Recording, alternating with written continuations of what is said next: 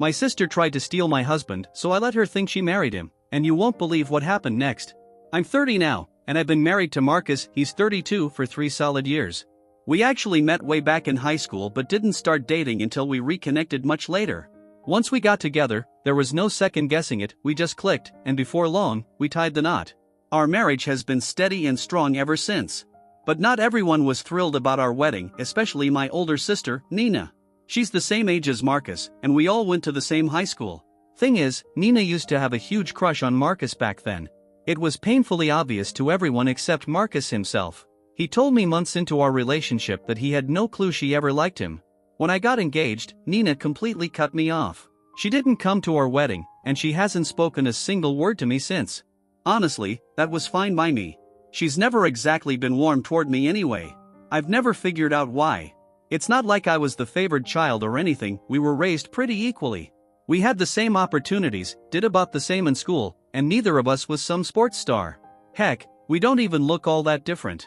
I genuinely tried to build a bond with her when we were younger, but every attempt I made just got brushed off or ignored. Eventually, I stopped trying. I accepted that Nina just didn't like me, for reasons I'll probably never understand. So, when she skipped my wedding, it didn't sting, it just felt like more of the same. We only really see each other during big family gatherings or holidays, and even then, we avoid each other like strangers. It's pretty much unspoken in the family at this point, everyone knows we don't get along, and no one really questions it. But about 6 months ago, she crossed a line in the most ridiculous way. One night, Marcus got a call from Nina. She was drunk and didn't realize I was sitting right beside him and that he had her on speaker. She went on this wild rant about how Marcus had married the wrong sister, how she would have made a better wife, and how she'd still be willing to be with him even if it meant being the other woman. I just sat there, wide-eyed, while trying not to laugh. It was pathetic. I mean, yeah, it was hilarious in a way, but I was also furious. I hadn't done anything to her, and yet here she was, trying to insert herself into my marriage. That was the moment I decided I was done playing nice. If she thought it was okay to screw with me, then I figured it was fair game to mess with her right back. So, I told Marcus to play along, just enough to string her along a bit. Yeah, it was a little twisted, but I felt like she earned it. He told her to come over so they could finally get married, and she actually agreed like she'd just hit the jackpot. The next day, we set up a hidden camera in our living room. I even went all out decorating the place like it was straight out of a cheap romance movie, fairy lights, candles, the works. I hid in the next room while she showed up, ready to play bride. Watching her try to seduce Marcus while he sat there all stiff and uncomfortable was gold. They exchanged fake vows and rings, and then he told her to lay low and keep it a secret until he gave the green light to tell people.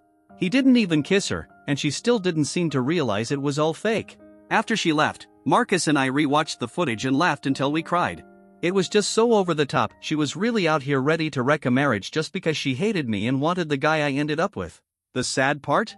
Marcus only loves me. Always has. We thought about sending the video to my parents right then and there, but decided it'd be smarter to hold off until the perfect moment. We figured she'd try something again, and when she did, we'd have receipts to show just how low she'd stoop.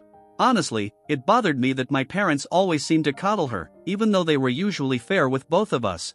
Like, right before my wedding, they paid for her to go on vacation to Spain because she claimed the wedding was stressing her out. I was annoyed, but since they were also covering the cost of my wedding venue, I didn't feel like I could say much without sounding ungrateful. Then, while Marcus and I were on our honeymoon, they let her move back in with them because she said she felt lonely. I hated how she used my relationship with Marcus, her old high school crush, as a way to gain sympathy, and how easily our parents kept falling for it. I needed them to see her for who she really was, and if that meant playing a little dirty, then so be it. Still, I knew I couldn't just dump the footage on them after one drunken call. They'd think I was being spiteful or just as immature as her. I had to wait for her to do something really bold. Well, a few days ago, she did exactly that. Out of nowhere, Nina made a public post announcing that she and Marcus had been married for the past 6 months. She claimed they'd kept it under wraps but were now ready to make it official. She even went as far as saying I had 24 hours to vacate the house and hand over all my jewelry because, according to her, she was now Marcus's legal wife and everything that belonged to me was hers. Marcus and I were at home when the news broke. Our inboxes lit up like fireworks. Our phones wouldn't stop buzzing. Relatives were calling, messaging, completely losing their minds, asking what on earth was going on. After that fake wedding, Nina kept texting Marcus, saying she loved him and asking when they'd finally go public. She had no clue it was all part of our setup, and now, she'd handed us the perfect opportunity to expose her for exactly what she is. Marcus would usually respond to Nina maybe once a month, just enough to keep her hanging on. He always told her that they'd go public when the time was right. The last message she sent was about 3 weeks ago, and I guess the waiting got to her because she finally snapped and did something totally out there. I'll admit, I was shocked that she actually went ahead and made that ridiculous announcement. But deep down, I always figured she'd pull something outrageous sooner or later. It was just a matter of time before she lost it and crossed a line, and this was it. Marcus decided to call her right after that. He even recorded the whole conversation so we'd have more proof to show my parents if we needed it. Even on the phone, Nina sounded so sure of herself. She honestly believed she was still married to Marcus, like this fake wedding actually meant something. Marcus handed the phone over to me, and she started in right away, telling me there was no point in begging or pleading, that what's done is done, and I should just accept that I'd lost everything. It was so absurd, I couldn't help but laugh. I told her the truth about what really happened 6 months ago, laid it out for her clear as day. Of course, she didn't believe a word of it and demanded to speak to her husband. So I handed the phone back to Marcus, and it took him about 10 minutes of explaining before it finally clicked for her she'd been played. Completely and utterly fooled. Honestly, I don't even understand how she fell for any of it in the first place. There wasn't a priest, no paperwork, not even a proper ceremony. And Marcus barely talked to her, he'd respond once a month, if that. I mean, come on, even a halfway sensible person would have caught on that it was all a farce. But not Nina. She was too deep in her own fantasy. Once the truth hit her, she exploded. She started yelling about how we'd ruined her life and destroyed her reputation. She called us evil and immoral, sobbing about how I'd wrecked everything for her. But from where I was standing, she did that all on her own. She was so obsessed with having my life, my husband, that she was willing to stoop to anything. I really don't see how that's on me. After that, I decided it was time to send the video to my parents. They'd been getting all sorts of calls about Nina's ridiculous post, but since they're not really active on social media, they had no clue what was going on. So Marcus and I sat down and told them everything, no sugarcoating. We hoped they'd finally understand just how twisted Nina had become, how far she was willing to go just to try and take Marcus away from me and worm her way into my life. But instead of being horrified by her, my parents were just shocked by us. All they focused on was how cruel we'd been to her. They said they were embarrassed to see their grown daughters behaving like this and even threatened to cut ties with us if we didn't grow up and publicly apologize to each other. I got into a full-blown argument with them. I mean, how could they expect me to apologize to the woman who tried to steal my husband and destroy my marriage? It made no sense. Yeah, maybe I'd taken things too far. Maybe it was petty and cruel. But that didn't magically erase what Nina had done. That didn't make her the victim. Still, my parents couldn't see past the prank. They said what Marcus and I did was psychologically messed up and that instead of playing games, we should have just blocked her and told them the truth right after the phone call. They were upset that we let it drag on until it blew up into a public disaster. They think Marcus and I are both too self-centered and need to take a good, hard look at ourselves. My mom even said something that really stung. She told me Nina might be a jealous homewrecker, but I wasn't any better, and that what I did was straight up psychotic. She said she couldn't believe she'd raised two daughters who hated each other so much they'd stoop this low just to get revenge, even at our age. That hit me harder than I expected. It's been 2 days since that conversation, and I still can't shake her words. Marcus thinks my parents were way too harsh, but I honestly don't know what to feel anymore.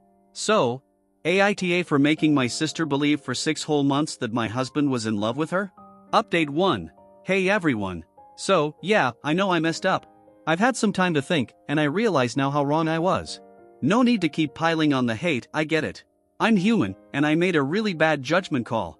Looking back, what I did wasn't just petty, it was flat out cruel. I didn't realize it at the time, but I think I'd grown to resent Nina just as much as she resented me. I let that resentment get the best of me, and I did something that ended up hurting someone in a way I never intended. There's no excuse for causing that kind of shame and emotional damage. A few days after the whole thing blew up, my parents called me again.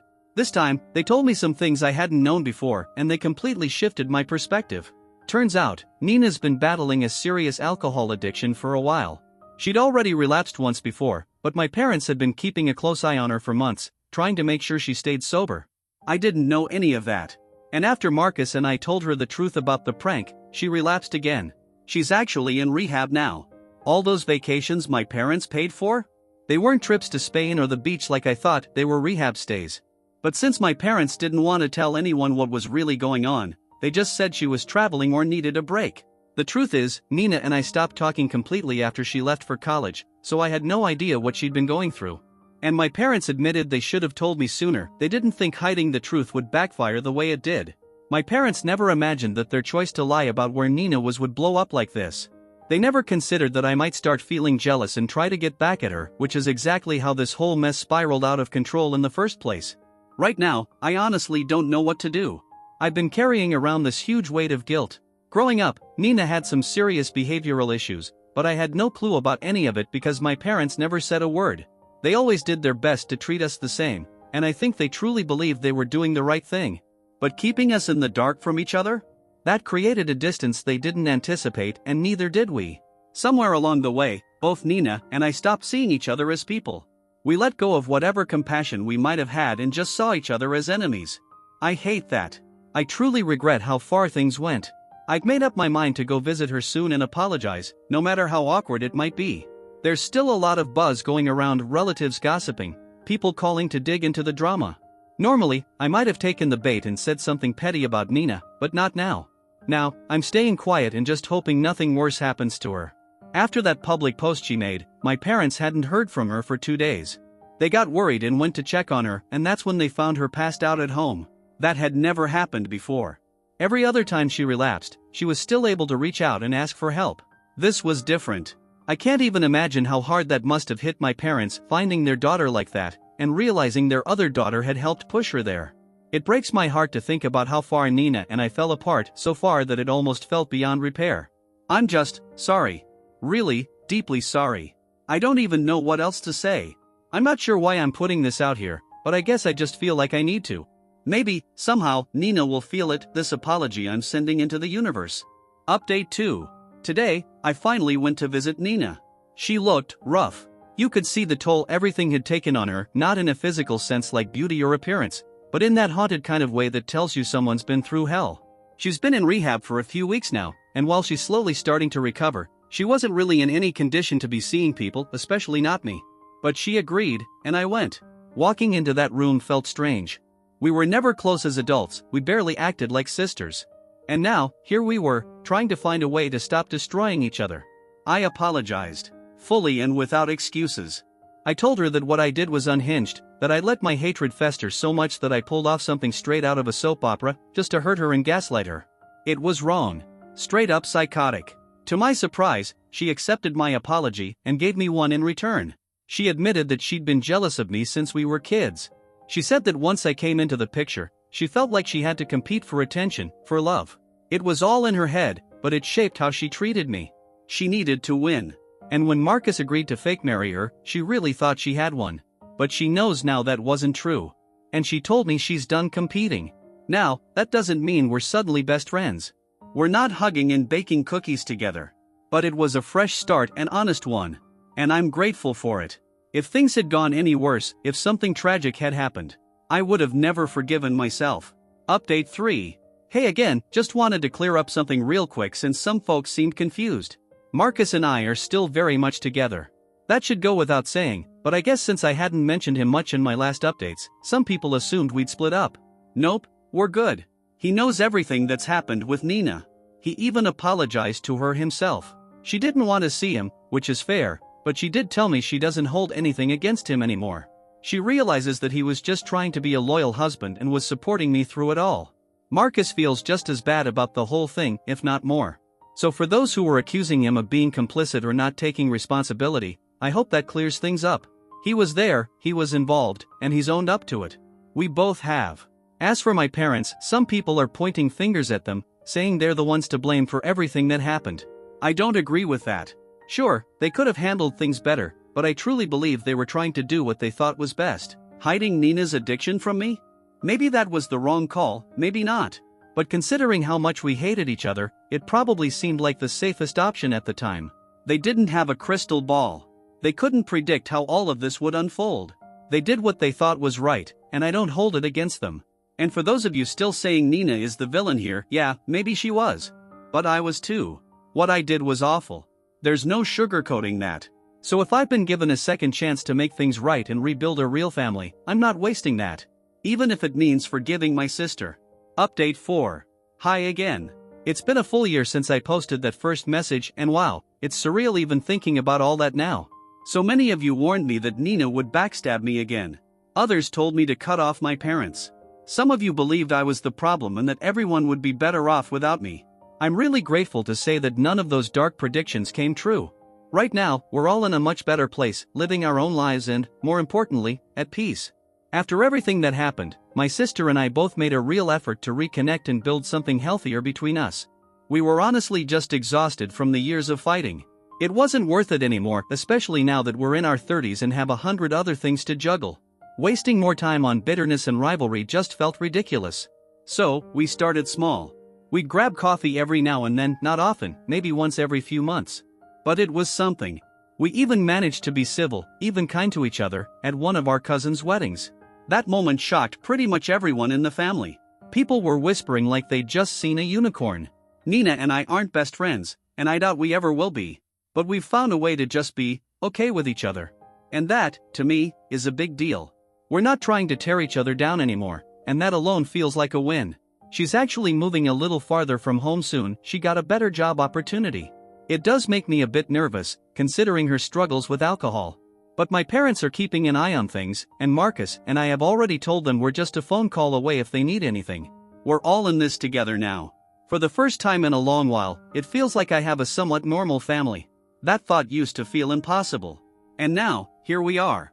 I never thought Nina and I would have any kind of relationship again, let alone a good one. But life has a funny way of surprising you. Who knows? Maybe one day, we'll even be close. I'm just glad I didn't completely give up on the idea of peace. And speaking of family, Marcus and I got some incredible news a few weeks ago. We're expecting. I'm already a month along, and we've started telling our close friends and family. We FaceTimed everyone just a few days ago to share the news, and their reactions were everything we hoped for. I even made a group call with my parents and Nina, and when I told them, they all lit up. Nina, especially, she looked genuinely happy for me. The next day, she sent over a bouquet of yellow roses to congratulate us. I teared up a little when I saw them. Things are looking up. Life feels calm and warm and full of promise. I guess this is what happens when you finally let go of all that anger and resentment. You get room to breathe. Room to grow. I'm really looking forward to the next chapter, pregnancy, motherhood, all of it. I'm hoping for the best, and for once, I truly believe the best is possible.